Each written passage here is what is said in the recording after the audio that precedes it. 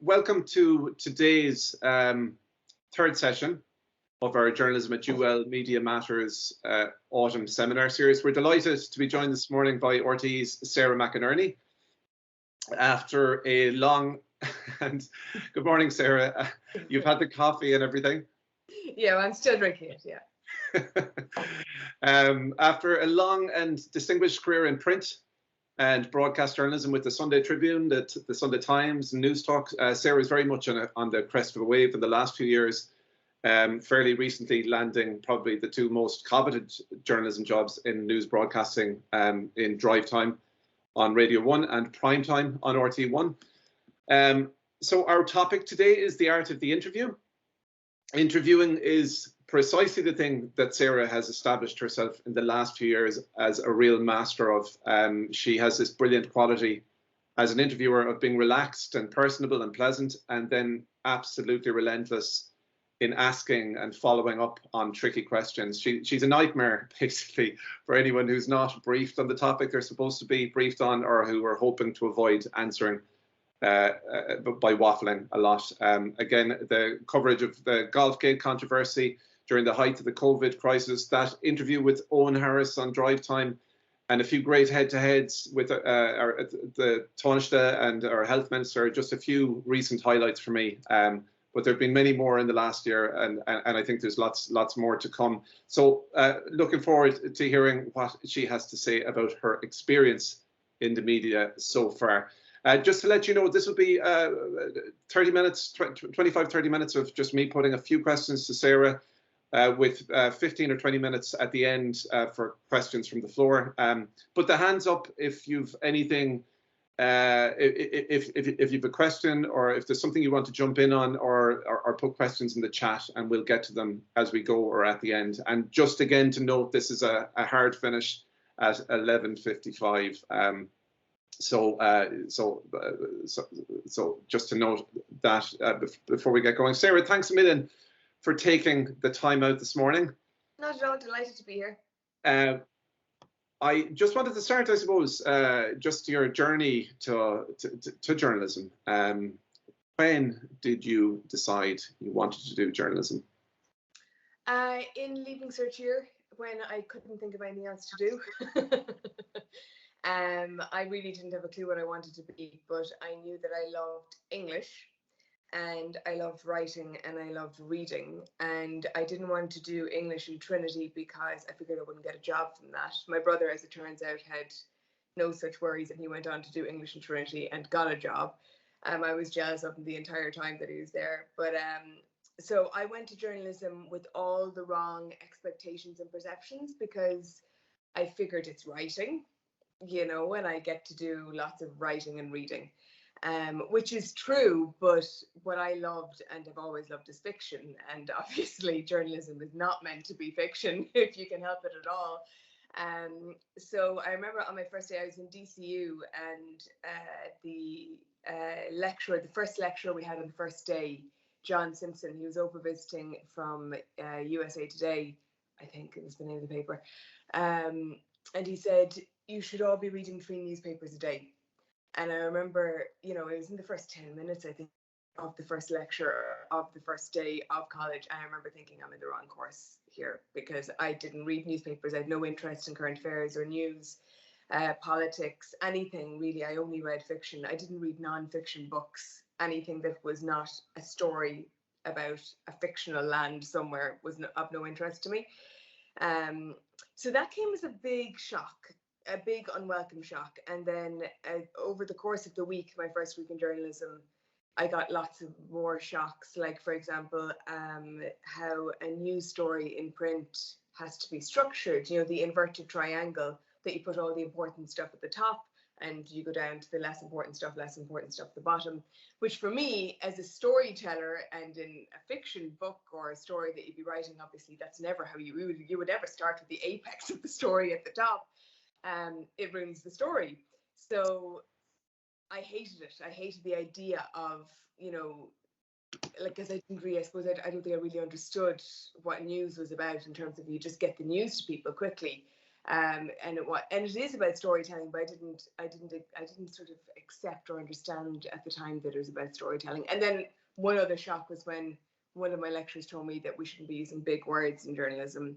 Never use however if but will do, was one of the things that I remember hearing. And I love my words, and I love my big flowery words and use of language, and to be told to cut it down and keep it short and simple, if at all possible. Again, it was like a little arrow to the heart.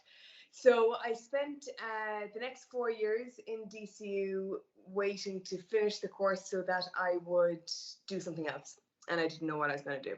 I didn't write for the paper. I had no interest. I think I wrote one piece actually about men in sport, because I actually was interested in that for my thesis.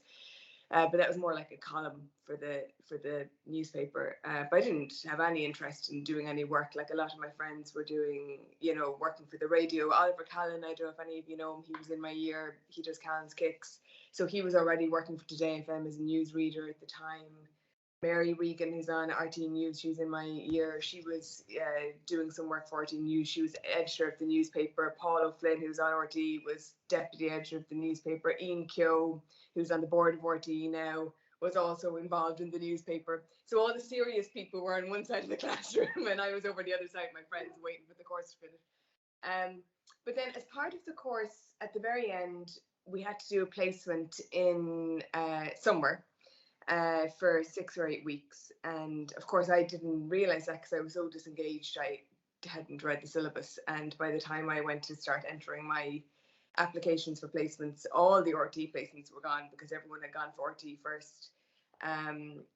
So I went for an awful interview in the Independent. God, I gave the most awful interview to the Independent. I'm still embarrassed thinking of it. They asked for like my portfolio of articles, which I didn't own. I think I probably said I forgot it or left it at home. And then they asked me, why is the Independent better than the Irish Times? And I think I said something like, effectively, the Independent is a dumbed down version of the Irish Times, is what I said, something like that. And I remember seeing their faces drop and thinking, oh my God, this is awful. Anyway, so then I eventually got another interview in the Sunday Tribune. And I got the placement there, and I started working in the Sunday Tribune, and within 2 weeks I was totally hooked. Everything changed for me, being actually working as a journalist, and the understanding that you're talking to people and you actually are telling stories. You're just not telling fictional stories, but you can be telling the stories that are like, you couldn't make them up, and they're way more important, obviously, and you can really make a difference.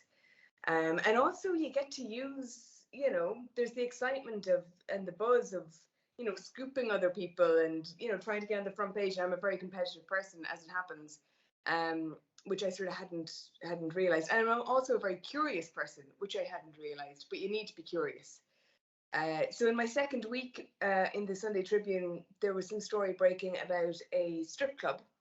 Loads of strip clubs. There was something wrong, I can't remember, with strip clubs in the city. And my friend in DCU had done her thesis on strip clubs, as it happens. And so she had a whole load of contacts of people who worked in strip clubs. This was a Saturday afternoon when this story broke. So they weren't easy contacts to come by. Like, nobody else in the newsroom had to hand the owner of the strip club down the road. But I did. So I called my friend, and I got the number, and I called the strip club guy, and I got a couple of quotes, and I got on the front page in my second week in the Sunday Tribune. And seeing my name and knowing that we had scooped the Sunday Independent and the Sunday Business Post and all the other Sunday newspapers, we were the only people who got into the story, and I had done that. It was just the buzz of it was amazing. So I started to love journalism. So it was like a late developing competitive streak. Really, but I was always competitive, but I didn't realize I was. Self-reflection and all that. Sometimes things don't come to you immediately. And it's something people often forget when they're older. And often as journalism lecturers, we give out to students, why aren't you reading newspapers, or why aren't you interested in current affairs? That's not something that always kicks in until a bit later, until maybe you're directly affected by more of the stuff that you're writing about, or that you have more life experience. So, it's encouraging to hear that for a lot of our students. Was there any advice you got early on in your career that stuck with you? How do you make it better? Was who was it that said it to me? I think it might have been a lecturer that said it to me. Yeah, I think it was a lecturer in DCU. When you have your story and you've made a couple of calls and your story's ready to go, always ask yourself, is there any way of making this better? And almost always there is. There's another call that you can make that'll give a different angle or a different layer to the story. Or there's another way coming at it completely, like everybody might be coming at it in one way, but you think of going at it in another way, asking the person that no one has asked for their opinion or their insight or whatever it might be. It sounds like a simple thing, but actually if you stop and ask yourself, is there any other thing that I'm forgetting here, and just push yourself that bit, it really works. It's hard to do it all the time, obviously, it's not possible, but if you have the time to do it. The nature of broadcasting, a lot of the time, the quick turnover, and you're going from drive time to prime time, after, sometime sometimes in the same day. Is it tough to kind of keep on top of every story or every segment or every interview when they're coming at you so quickly? Yeah, well, this is the thing about journalism, really. It's a full-time job, as in it's a 24/7 job, really. You're never off. So you want to like it, because if you're interested, I get up in the morning and I turn on the radio and I'm sort of listening to the radio or watching the news or reading the paper or absorbing news somewhere or listening to a news podcast all day. Because that's my job, to try and keep on top of it. Now, if it's quiet and I listen to Morning Ireland, what it says in the papers, and they're leading with, goats and hope, then I know I don't actually need to listen to like the whole rest of the show today, because it's obviously a quiet day. But if there's stuff breaking and, it's a busy news day, you need to just be constantly. But if you do that, you see, if you're constantly listening and reading, you sort of develop sort of a base knowledge then that tides you over for any topic, because you're sort of a little tiny mini expert in everything. And then when you have to go in deep on something, you have that base knowledge there. So there's very few topics you're starting completely anew from that you don't know anything about. You know a little bit about everything, after time, and that takes a while. But sorry, on that point, in terms of a little bit of advice, if possible, and it's not something anybody ever told me, but I would say if you're interested in a career in journalism, I would say get a speciality. Be good at something. Know a lot about one thing. It makes you very interesting to editors or series producers or whatever it might be. If you can say, I have a legal background perhaps, or I know a lot about law or sport or politics or health, we have a complete dearth of health journalists in this country at the moment, because the best health journalist in the country has taken up a job as a press advisor with the minister recently enough, Susan Mitchell. She was brilliant. She knew everything about it. There's very few good involved health journalists now. So it really helps, rather than being a master of everything or nothing, whatever that saying is, to have a speciality in something. So that's changed. Do you feel that's changed a bit more in recent times, that it's gotten a little bit more like that this need for specialists? Or no, I don't think it's changed. It's not, but it's just something that was never sort of said to me. So when I started in the Tribune, I was working in the newsroom, so I was sort of a news reporter across everything. So I would have done education, but I wasn't the education correspondent. I would have done health. I would have done social stories. I never did politics, because you weren't allowed to do politics because there were political correspondents and that was their beat. And I had no interest in politics anyway. I didn't want to do it until I was told I had to. And then I loved it, as it turns out. But it would have been helpful if someone had said it to me early on, if once I realized I was interested in journalism, to focus on something, because it just does give you an edge that, also you'll develop contacts in that area, and you can you'll read reports that no one is looking out for, or you'll notice parliamentary questions in the Dáil that no one's interested in, or if you're focusing on one area, pick up on stuff that other journalists aren't, because they're looking across a wider range of things. So it's useful to do it if you can. Okay, very good. Now, you're probably best known in recent years, and I don't think you'll mind me saying this, but it's interviewing. Your interview style, your approach to interviews, the toughness of your interviews at times. Just talk me through your process of leading up to a big interview. Like what are your stages of preparation? How do you approach it? I've got this guy on tonight. This is what do you do? Like, I mean, the first thing I do, and it's probably really obvious, but I do a load of research. Like a load of research. I will read everything I can find about the topic that we're going to be discussing. Often I find, like, even stuff like putting people's names into Twitter can throw up stuff that I won't find. Like I use Factiva. I don't know if you use that, but Factiva is like this online resource for that has most newspapers there. So I'll do a search there and see what I can find in recent times. Not only with the person's name, say it's Darragh O'Brien and Micah, it might not just be with them, it might be around the building blocks company, the quarry, get that person's name, like elements of the story. I would search around elements of the story to see if there's any angles that haven't been probed at or looked at. And often there is then. So the harder you work, the luckier you get. That's what I find. These things don't happen by accident. If you don't look for it, you won't find it. Like a couple of weeks ago, we had Leo Varadkar on primetime, and it was the day that they were announcing the reopening. And it was basically everything was going to be reopened. And they had announced 2 or 3 days previously, Eamon Ryan had said that public transport was going back to 100%. And there'd been a bit of surprise expressed about that, but no real sort of questions around it because there was a whole lot of other stuff happening at the time. So it sort of got under the radar. And then they'd announced a whole lot of other stuff on this day, on the Tuesday. And I was in studio at 8 o'clock. We had Leo Varadkar coming in at 9:30. And it just occurred to me that generally when they announced stuff, the government, that NEFIT publish a letter at the same time on their website, which you wouldn't find unless you went looking for it. So I just thought, I wonder if NEFIT published their letter. So I went, took a look at the NEFIT minutes and the NEFIT letters, and I found the NEFIT letter had been published. And none of the print organisations had published it on their websites or anything. None of the other journalists had looked at it yet.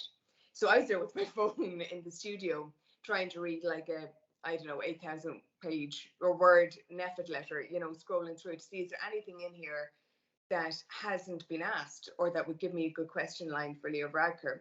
And as I went through it, I noticed there's nothing here about public transport. So then I wondered, was NEFIT asked for their view about public transport before the government made the decision to open public transport to 100%? Because there was a load of other things about how, yes, it's okay to open the pubs, and yes, it's okay to open the restaurants, and all the other stuff that had been announced that day. But there was nothing saying, yes, it's okay to open public transport to 100%. So then I rearranged all my questions that I had for Leo Varadkar that evening.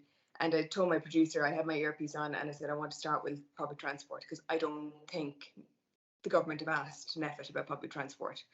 And sure enough, they hadn't. If you're thinking and looking and reading around a topic, you'll find stuff. And it wasn't a huge big deal that they hadn't asked, but it was certainly interesting. And so, like I said, it wasn't a huge line, but it was certainly a very interesting line. And it was more interesting than anything I would have got, I think, if I hadn't read the letter. So that ability, I mean, and that can be a tricky thing to do, to like pivot late in the day, right before going on. I'm sure your producer was probably a bit, oh, cripes, it's a risky thing to do, isn't it? Yeah, it's a little risky, but I mean, that's the nature of broadcast, really, which is why I love broadcast. There's a real buzz to it, it's exciting. Sometimes it works out really badly, but sometimes it works out really well. Yeah, and so you had come from print to you've been primarily in print and then broadcast, really, I suppose in the last 5 or 6 years, really. It's probably less than that, is it? What are we in 2021? I'd say maybe 5 or 6 years. Yeah, I took the Leap News Talk, asked me to come to present a drive time show. I was working full time at the Sunday Times. I had an actual contract and a staff job, not easy to come by. I had a pension being paid by my employer, not easy to come by. I had health insurance being paid by my employer. So it wasn't an easy decision in lots of ways, because it's not that awful easy to get stability in journalism. But at the same time, it was sort of a no-brainer, because I had been working towards getting a job in broadcast for a long time before that. Like, I worked in print for 20 years, really, and I loved print, but I was also doing quite a bit of analysis work as a panelist on radio shows or TV shows, and I loved it. I just loved the broadcast. I just really enjoyed it. So I sort of had it in the back of my head that I was working towards trying to break into broadcast somewhere. I just wasn't sure where it would come from. Who were the broadcasters or the interviewers or that you looked up to, or that you admired at that point when you're working in print, hoping to get into broadcasting? Who were your role models? Yeah, I suppose Claire Byrne and Vincent Brown, who were quite different really in their styles. But I would have been, Vincent gave me my break in broadcasting, that he invited me on as a political analyst. And sorry, that's sort of to go back to my expertise point. When I moved from the Tribune to the Sunday Times, and the Sunday Times asked me to start covering politics, and I told them I had no interest or background in politics at all, and they said, you'll learn. So sure enough, I did. And then, because I was covering politics, I started getting asked on radio shows and TV shows to give my analysis about politics. Whereas before that, I wasn't an expert in anything, and I wouldn't call myself an expert in politics, but I certainly, I had an insight now that other people didn't, because I was down working in the Dáil. So it just sort of expands your horizons a bit and makes you more interesting to people if you have an expertise in something. But anyway, that's why Vincent started asking me on his show on TV3, and we get on great, myself and Vincent. So that worked out really well, and I really enjoyed it. And I always thought Claire was amazing, just generally, as a broadcaster, and a woman as well. It was like just brilliant to see her, and Miriam, actually. Sure, I've always looked up to Miriam, like from like a younger age. So the two of them. Yeah, it's interesting. Vincent Brown's show, I suppose it was famous for its kind of slightly the production values and everything would be a bit dodgy at times. It could just go anywhere at any point, and there was just flying by the seat of their pants nature to the show, and it just made it really compelling. Yeah, it just shows you, like, slick does not need to be the order of the day.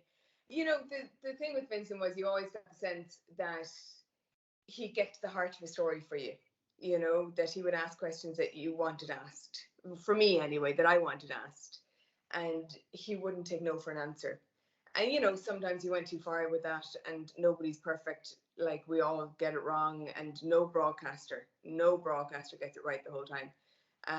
But I think he often just sort of mainlined, I think, public discontent or concern or anger. He was able to sort of, bring that on air and voice it for people, and I think he did that really well. And do you think actually talking about that kind of adversarial style that Vincent was quite famous for, you also to a degree, just that adversarial style of interviewing,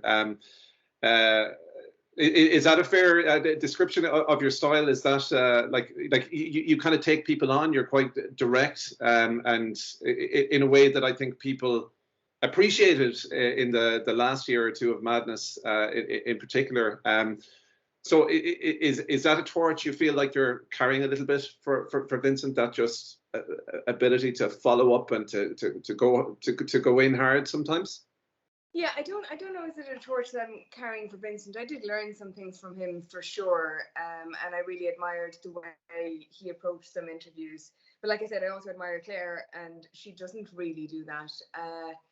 So, like, I'm still developing, my own style, I think, and I probably will be for the next 20 years if I'm lucky enough to get the opportunity to do it.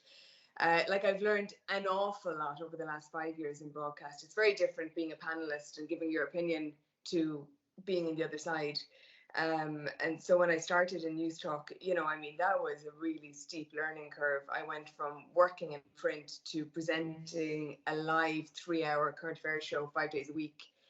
you know, overnight. There was no training. It was like, there's the studio, this is a running order. And I was saying, what's a running order? You know, I mean, I don't understand what these pages mean. So that was a real baptism of fire. And, you know, I think, like, I'm constantly critiquing my own performances in my head. And sometimes I'm happy with how things have turned out. And sometimes I think I went too hard there, or I labored that point too long. I didn't need to ask the fourth time. It was sort of clear to people that this person wasn't answering. Or I went too hard there and I was bordering perhaps on being a little aggressive, which I don't think is ever good. Or I should have pushed that harder, you know? So you're constantly trying to balance it, and it's never the one size fits all approach. It depends on the interview and the interviewee and the context and all of that. So then you're going in and into an interview, and you have to make all those judgments, you know, as to how you're going to approach it. And sometimes everything that you planned goes out the window in the middle of an interview because something unexpected happens. But you're literally making those decisions, like in the space of a couple of seconds, and how hard to go and how much to push it and when to move on. So that's the way it is with broadcasting. Like, all the preparation in the world, you know, can go out the window. But that is when that's when all the listening and the reading helps, because then you can start to draw on stuff that you don't have in front of you. So you will remember that 2 weeks ago, other text messages were published that showed Leo Varadkar had also found out about this 11 days previously, not 20 minutes previously. And you have that stuck in the back of your mind because you read about that, you know, a couple of days ago, or whatever it might be. You know, the little bits of information that you need start coming forward, but only if you've been doing the groundwork up to that point. So you can't, you know, that for any interview, that groundwork has to be constant. You're constantly sort of storing up your bank of information so that you have the nuggets when you need them, hopefully. They don't always come, but sometimes they do. So when you gauge an interview afterwards, so would you listen back to a lot of the interviews afterwards? Are you one of those people really kind of go through last night's or yesterday's? Do you go through them in detail, or if something goes really well or really badly, I listen back. And how, like, what do you gauge in terms of a successful interview? Is it kind of a news line? Is it a gotcha moment? Is it a you know, some revelation, or is it just that it's that the information has kind of come across clearly, or like, what's your? Yeah, it really does depend. I mean, it's always successful if you get a news line, you know, because that's my job. Baseline, that's my job, is to get the news, and to evoke information from people that I'm talking to, new information that other people have not heard yet, our listeners or our audience have not heard or seen. Get new information, relevant information, like obviously not that I had a cup of tea this morning, you know, nobody cares, but relevant information that's new, that would, you know, make the headlines in the papers or go up on the RTE website or whatever. That's always, you know, a good outcome. Then there's, you know, sometimes it's not necessarily new information, but a sense of holding people to account. You know, you might not have elicited anything that awfully enlightening, but I think sometimes people can feel very frustrated or angry with the conduct of people in office or public life. And you put those concerns and anger and frustration to them, to the people that you're interviewing, and be the voice for the public as much as you can. And if you do that well, without haranguing people, you know, and there's the balance that you're always trying to find, and that's a successful interview. And then sometimes it's just good radio, you know, if it's the type of stuff that'll make people stop in their kitchen and turn the radio up, or maybe pause it or sit in their car when they're outside the house and not get out for a couple of minutes because they want to hear the end of it. That's a successful interview. You know, so, and that doesn't have to be a news one at all. That can be like a human interest interview, you know, where people are just really engaged with the topic. So it really, yeah, there's loads of different measures of it. What's not successful is when you make people feel uncomfortable, I think. Well, sometimes that's successful too. You know, absolutely. You know, sometimes people have to feel uncomfortable. You know, sometimes the hard interviews are not comfortable to do. There's not a comfortable atmosphere in studio, but it's still, in my measure, you know, it can be successful. But what I mean is, Do you ever feel sorry for someone afterwards, Sarah, when someone has completely, unraveled on air? And there's a couple of memorable examples. I won't name names, but there's a couple of just particular unravelings kind of live. Do you ever feel, oh, I'm kind of sorry for this person, but I just have to do my job here, Yeah, I do. But it's exactly that. It's not my job to protect them. Particularly if they're representatives of, a political party or a public office. Like, and that's where I have to gauge myself, where, like, I won't name names, but I had an interviewee walk into studio in the last couple of months, and when I saw him walk in, I felt sorry for him, because I just felt, he wasn't ready for what I was ready to do. But it was my job to ask the questions, and I needed to get the answers as much as I could. But I just sort of felt like, I felt sorry for him before and after the interview. But like, that's as long as I feel that I'm not being unfair or aggressive or rude or over the top, then, my conscience is clear. I can feel sorry, but I understand that it's okay, for myself, that I've done my job. Like, yeah. Do you think journalism is in good shape generally in this country? The holding power to account and at this point, I mean, not just in RTE, but just the journalism culture in Ireland. Is it strong at the moment? Is it being challenged by the pandemic conditions and post-pandemic climate, and maybe audience fatigue in some areas? Are things flying under the radar that should be challenged? I mean, look, I think it's a constantly evolving thing. Again, none of us are perfect, and it's not perfect. I think journalism in general did a lot of good during the pandemic, and I think we saw that with the audience figures. Like, when people were scared and worried and confused, they turned to RTE, actually, in particular, in their droves, because they felt that they could trust journalism for all the slack that we get, in all the trust barometer meter cold things that come out every year, where journalists are right down the bottom of politicians. That didn't turn out to be the case, actually. When people really felt that they needed information, they came to RTE in particular, but also Virgin Media.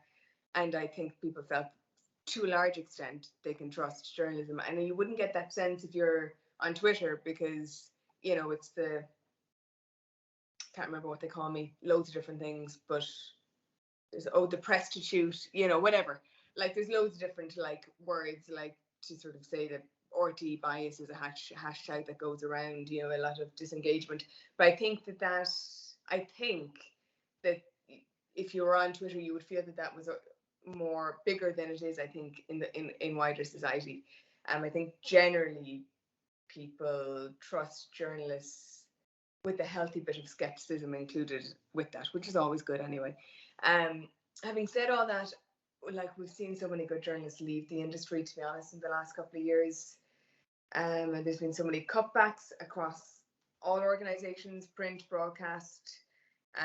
It's getting to be more difficult to do the job well for people, because people are exhausted. They're being asked to do everything across the board, do more with less, all of it. So from that perspective, I don't think it's in a good state. The investment is not being there. The job security is not there. The working conditions are not great, so yeah, that's not good. Okay, and actually you mentioned Twitter there, and in terms of how sort of mainstream or traditional media journalists kind of interact with Twitter, you interact quite a lot with Twitter. Like a lot of mainstream journalists kind of abandon Twitter, or it's kind of popular to say, I take no notice of it. You engage quite well with it, dare I say? Like, you almost seem kind of fairly comfortable on the platform. Are you just one of these Twitter a bit more native, a bit more comfortable with it, or what's your relationship with Twitter? Yeah.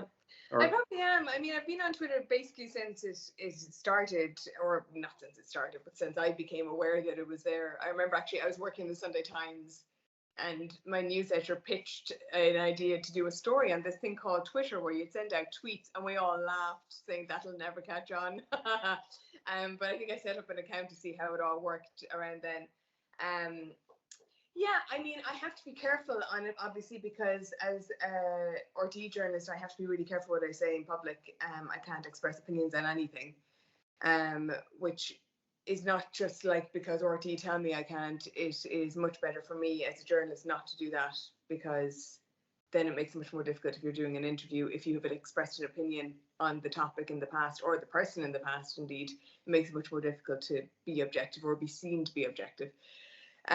So I can't use it the way even a lot of other journalists outside of RTE would use it, where they're commenting on something. I can't comment really on anything current affairsy. I would have done that before I worked at RTE, but I can have a bit of crack with it, and I can use it to let people know about something interesting that's happened on drive time or prime time, or something interesting I've read or whatever, and then you just ignore the bad stuff. Yeah. No, I think, and I do get a sense that you kind of appreciate the good and the bad that comes with Twitter, that the positive or the feedback that's useful, or the critique that's useful of stuff that you can take on board. I just a question in the chat, and just to open it to the floor, everybody, if you'd like to come in with questions. I see Professor Ondever there in the chat. Sarah, to what extent do journalists reflect in a serious way about ways in which social problems are portrayed? And I'm thinking specifically about stereotyped ways in which the homeless are portrayed, especially in the last quarter of the year. In the last quarter of the year, probably not enough is the answer to that. I think that's the sort of area where we don't challenge ourselves enough to try and approach stories like in around, for example, homelessness in a way that people would be not stereotyped. That's the honest answer to that. To what extent do we reflect on it? You see, this is part of the problem. Like, it sort of goes back to the stage of journalism. There's, it's back to resources. Like, really, like we, for example, in drive time, we have a 2.5-hour show to fill every day. That, like, it's like a furnace with wood. You just have time to shovel in the wood. You don't have time to look around and think, are there other nice trees we should be using? Which we should be doing, like in terms of reflecting on how we can do the story differently. And the odd time we do get a bit of space to stand back and breathe and think, how do we do this differently, or can we approach it differently? But a lot of the time you're just trying to fill the show with good items.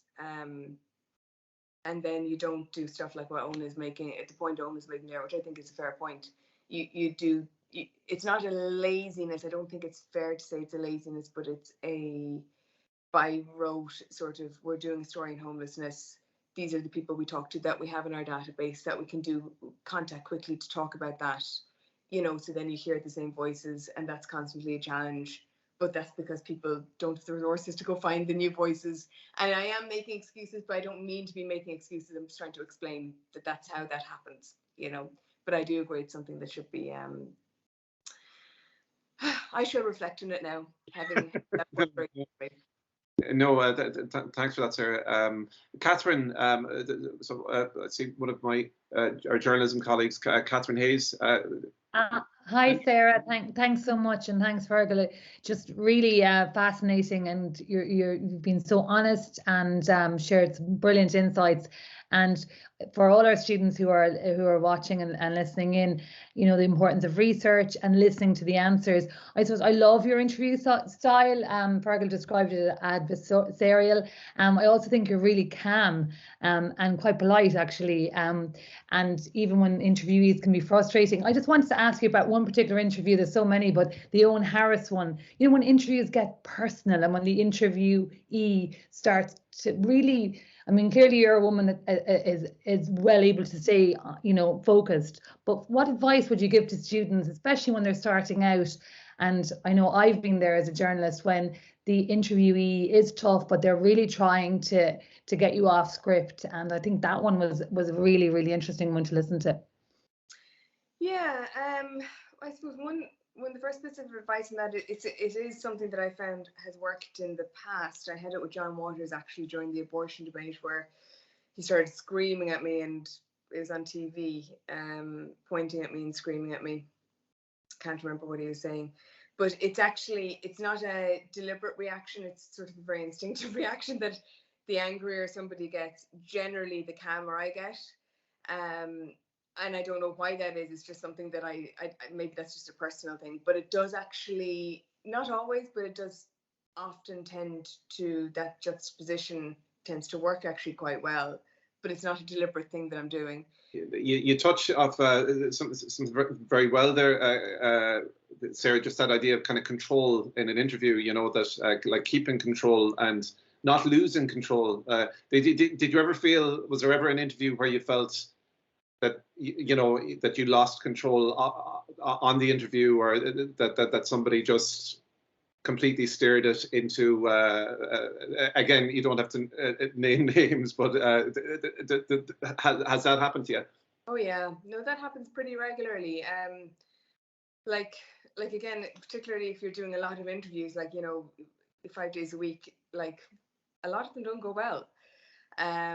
And maybe the listener doesn't even really notice, but there are some times where I have what I would regard in my head as a big interview, or fairly big interview, and I'll be 3 or 4 questions in and it's not going right, and I can feel it, it's not going right. I'm not getting to where I need to get, or the pace isn't right, or the tone isn't right, or, you know, we're gone off in some sort of tangent where I need to try and pull it back from there, or I'm down some rabbit hole that I never meant to get down, and, you know, I've got 3 minutes left and we've missed the most important questions, you know. So it's to be honest, it's a constant learning experience, you know. But like, yeah, often things don't go right, and then there are other times, obviously there's a constant legal issue, you know, on every live show, where you have to be listening and ready, and somebody says something and, you know, your producer's shouting in your ear, shut it down, and that's a whole other element to it. But yeah, so things regularly go not so well. We had a question in there and it kind of disappeared, from Aaron. So we're getting close to the end there. Oh, sorry, I see Joseph actually is in there. Are you this is one of our students, Joseph Costigan. Are you ever conscious of your own political beliefs when you're interviewing a politician you might have voted for, or from a party you dislike in your personal life? Yeah, well, yeah, I can honestly say I don't dislike any party, so that helps. But yes, you absolutely have to be conscious of your own, it's not even so much political beliefs, but your own biases, you know, and that's not just when it comes to interviewing politicians. It's like, it can be in referendums, for example, or big social issues. It's sort of almost in any interview that you're doing about any topic. It can be about rent, you know, and housing, you know, and should landlords be taxed more? Should there be a rent control? And you will have an opinion on that, you know, but you have to be very careful not to bring that bias to your questions and try and ask. So honestly, it's like, that is a constant thing that you have to be really aware of. And we're all only human, and you try your very best to treat everyone equally. But that's another constant thing that you have to monitor. It's actually one thing that I find Twitter really useful for, is, you know, you're filtering out a lot of the stuff, because a lot of it is just negative and unfair, and, you know, some of it's very nice. But in amongst all the unfair and very nice stuff, are nuggets of truth. I find stuff that I think, you know what, that person's right, I got that wrong, or, you know what, I was too easy on that person, or I was too hard on that person, or maybe a little bit of bias is showing there, that I need to pull back on that, or go hard, you know. So yeah, I find Twitter very useful to try and monitor myself in that. Yeah, it can have an element of that reflection that Owen mentioned earlier, that the conscience sometimes for journalism can be on Twitter, in amongst all the nonsense. There was Aaron Mitchell. Yes, sorry, I see that question up there again. Just how does working for RTE differ from working for other organisations? Oh, it's completely different. As the public service broadcaster, it's the base thing of objectivity, really, that you really, you know, I can't give political analysis, even commentary, opinion about anything, because it's that bar of objectivity that it's just set much higher for public service broadcaster, which is fine. it's good, I think. You know, it can be very difficult when you've loads of opinions on stuff, which as it happens I do, but it is better that way for sure. So that's how it's different. That's the main way that it's different. And also people watch you really closely. They're expecting you to act in a certain way. They have a higher expectation of how you perform and your objectivity and lack of bias and all of that, and the topics that are covered. It's just there's higher expectations from the public service broadcaster. Okay, I think we're going to have to wrap it up there. Sarah has other commitments she needs to get to. Thank you so much for that this morning, Sarah. You were great. Just really honest, really frank. As Catherine said, it was great to hear, and just very insightful on all levels of what it takes to be a journalist. So keep doing what you're doing, and great to hear from you this morning. And thanks so much for your time. Lovely to speak to you all, even though I can't see you. But thank you for the questions. Thank you, Sarah. Okay. Thank you, and bye-bye. Bye-bye.